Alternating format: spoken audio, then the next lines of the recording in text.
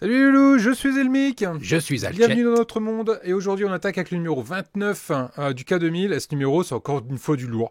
Ça fait 3 numéros bien lourds qu'on attaque et ça, c'est vraiment cool. On va assembler, on va mettre le moteur dans la voiture, on va rallonger la voiture en lui rajoutant le cucu qui lui manquait. Et on va avoir une vraie idée de la taille en fait de la K2000. Et ça, c'est super cool. Allez Loulou, on attaque. On voit ce qu'il y a dans le fascicule et on attaque le montage. Allez, c'est parti.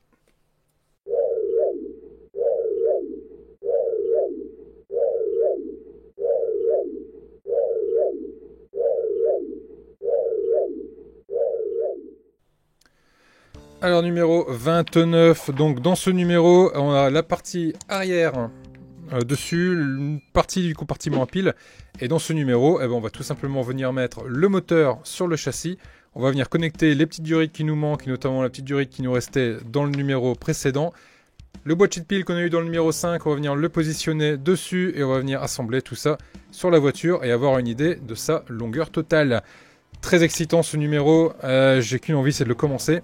Et ben ça tombe bien, parce que figurez-vous que c'est ce qu'on va faire. Niveau pièces dans ce numéro, donc on a cette partie en plastique qui permettra de venir fignoler un petit peu le compartiment à pile, ainsi que l'arrière, le cucu de la voiture, qui est une partie tout en métal, bien lourde. Et ici vous pouvez voir, on a le compartiment à pile avec le on-off qui est ici juste derrière, et qui permettra de rendre ça complètement fonctionnel. Mais on va pas commencer par ça, on va commencer par notre moteur et notamment le mettre en place. Pour ce faire, je récupère ici, hop, les gros éléments qu'on a eu sur le numéro précédent. Je vais reculer ça un petit peu, voilà. Notamment cette durite qui était trop courte pour être câblée. Donc pour vous, hein, cette partie-là sera câblée. Bon, la mienne ne l'est pas malheureusement. Donc il y a quelques loulous qui m'ont fait remarquer que sur le groupe que cette pièce-là bougeait chez moi. Et oui, elle bouge étant donné que la partie auto-taraudeuse de la vis est venue en fait tarauder tout simplement dessus. Et du coup cette partie-là ne tient plus correctement. Donc j'évite de trop y toucher. Donc là on va prendre notre turbine et on va venir la positionner à sa place. Ce qui va nous intéresser ici sur la turbine, c'est que de chaque côté ici on a deux ergots qui permettront de venir positionner nos vis, et ici on retrouve également nos deux ergots ici, et c'est ce qui va permettre de venir fixer en place notre turbine. Donc l'idée c'est de s'assurer qu'il n'y ait pas de durite devant pour le gêner. Pareil de ce côté là. On va venir passer notre moteur, la partie hop,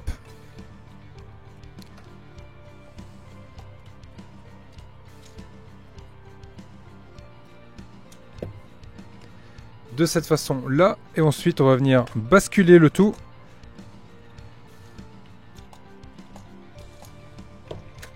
voilà, et on vient basculer le tout pour que ça vienne se positionner directement à sa place. On s'assure que nos durites ici ne sont pas coincées, donc on est pas mal. On retourne la bestiole et ici on se rend compte qu'on est bien positionné, on a nos vis qui sont comme il faut. Et donc du coup on va venir récupérer deux vis EM. Et là où c'est une première pour moi, c'est que des vis EM dans ce numéro on n'en a pas. Et ils nous disent de récupérer deux vis EM du numéro précédent. Et ça pour moi c'est vraiment une première pour moi. En général les vis je les jette. Là pour le coup je les ai pas jetées, pour la bonne raison qu'il m'en restait 3. Et la première réflexion, déjà c'était meilleur qu'on s'explique qu'il m'en reste 3, d'habitude il m'en reste une, donc ça c'est louche. Puis la deuxième, c'est que j'ai mon ami Olivier qui m'a fait dire attention, il y a un souci avec les vis. Ne les jette pas, tu vas en avoir besoin. Donc là effectivement, je jette. Hop, je récupère ces deux vis là. Là du coup il m'en reste une, ce qui est un peu plus logique par rapport à ce qu'on a d'habitude. Hop, je mets ça de côté. Et je vais venir visser ici mon moteur à sa place. Du moins si ça veut. Hop, se mettre. Et je vais visser gentiment.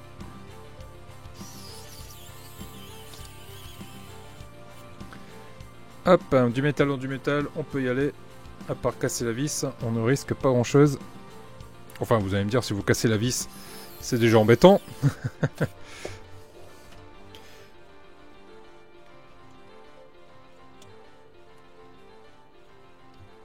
Et on serre ça correctement pour que le moteur ne bouge plus.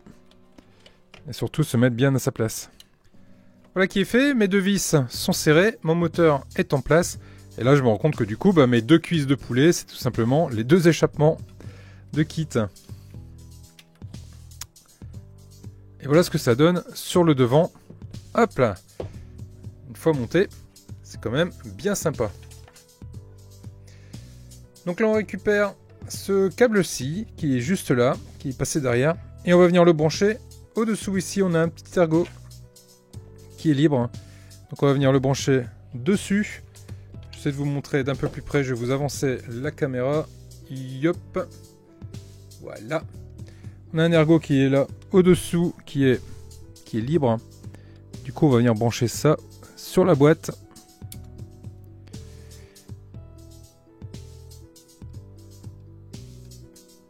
Si ça veut bien venir s'enfoncer, voilà.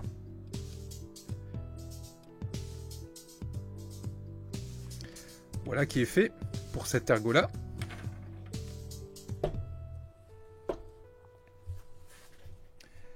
Ensuite vous avez un câble qui se balade ici, qui est là, et va venir se positionner sur la borne de la batterie.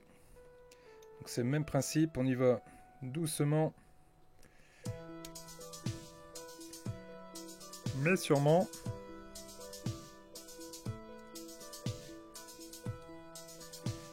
Voilà qui est fait. Cette pièce-là est en place. Ensuite, il va nous rester donc le câble, la durite, enfin plutôt le câble batterie pour le coup, qui nous restait. On va venir le positionner donc ici. Donc là, vu le côté un peu exigu, je vais retirer cette partie-là. Ça va me faciliter l'insertion du câble. Sinon, ça va être très compliqué. Hop, je viens le positionner à sa place. Voilà. Du coup, je remets ça en place.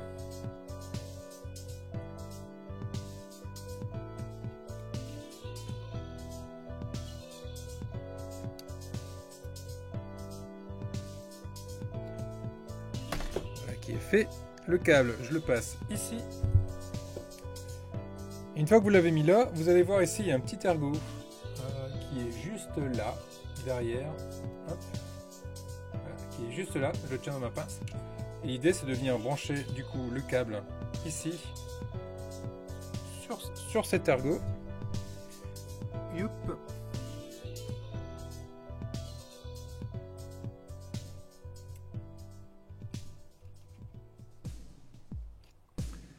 Voilà qui est fait. Puis là on arrange un peu le câble pour le faire passer au-dessous.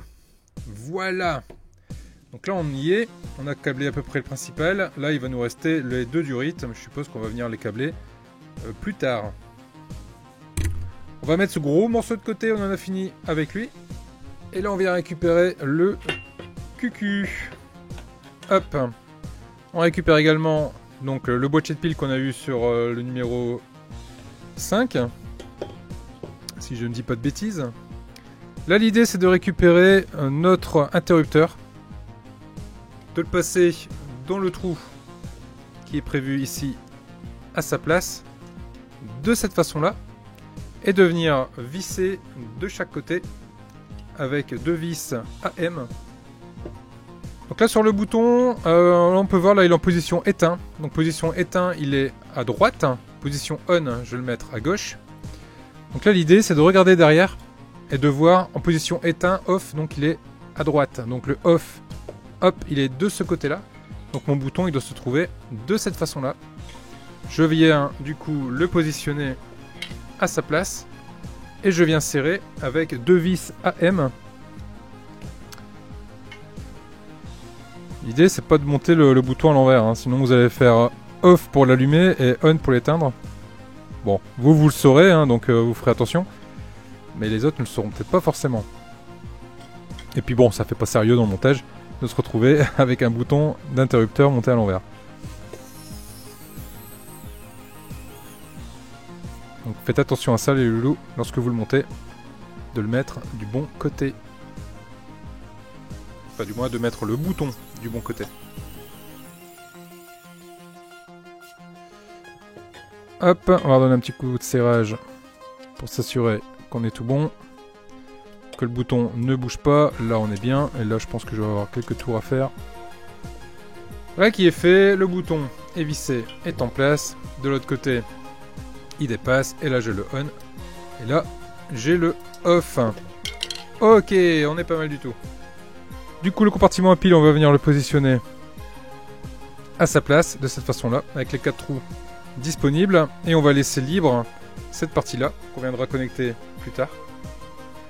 Et là, donc, c'est 4 vis AM également. Hop, qui vont permettre de tenir le boîtier à sa place.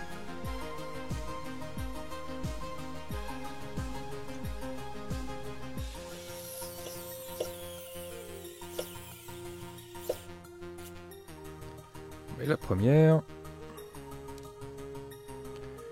La deuxième à l'opposé.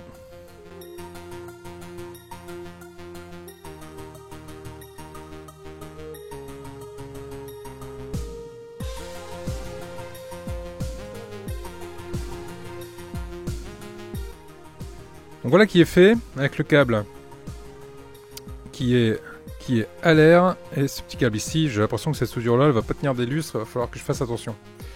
Je retourne le tout et ici je vais venir positionner du coup cette partie là et je vais venir la mettre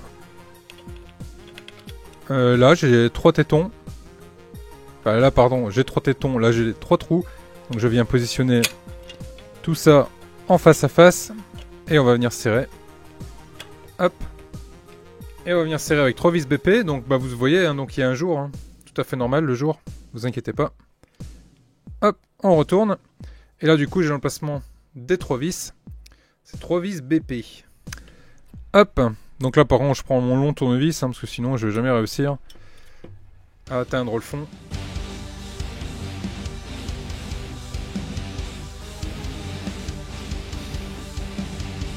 Voilà qui est fait, le compartiment à pile est en place et le bouton on-off est en place également. Ensuite on va venir récupérer ici un petit élément en métal, si je dis pas de bêtises, ou du plastique, ça m'a l'air d'être du métal, qu'on va venir positionner ici et qui va permettre du coup, on va passer les câbles au-dessous et ça permet de maintenir les câbles en place. Et on va venir visser ça avec 2 vis AM. Hop, 2 petites vis.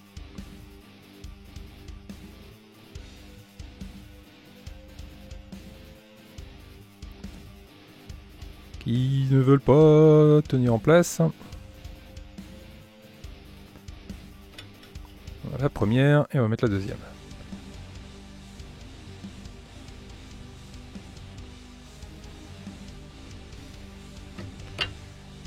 Voilà. On vient serrer ça gentiment mais pas trop fort. Ça servira pour le coup à venir passer, comme je le disais, les câbles au-dessous. Ok, il va nous rester maintenant une dernière étape. On va venir récupérer le devant et on va venir le marier, bah, du coup, avec l'arrière. Alors je vais reculer un maximum pour que vous puissiez le voir. Donc l'emboîtement vient se faire de cette façon-là. Hop, de façon à ce que ces parties-là passent au-dessus. Ces parties-là passent au-dessous et les petits ergots de chaque côté passent également au-dessous. C'est assez ingénieux comme système, ça permet vraiment de le maintenir en place et de façon à ce que ça ne bouge pas. Et on va venir récupérer du coup des vis GM et on va venir visser tout ça pour que tout ça vienne tenir. Hop. Allez, c'est parti. On visse.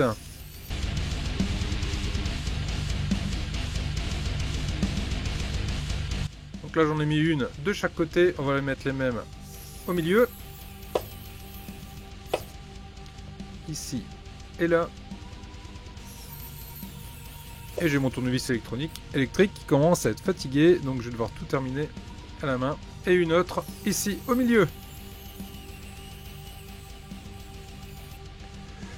Allez, on va finir ça à la main. Le tournevis est fatigué. Donc ici au milieu, hein, la dernière. On vient serrer ça. à l'ancienne.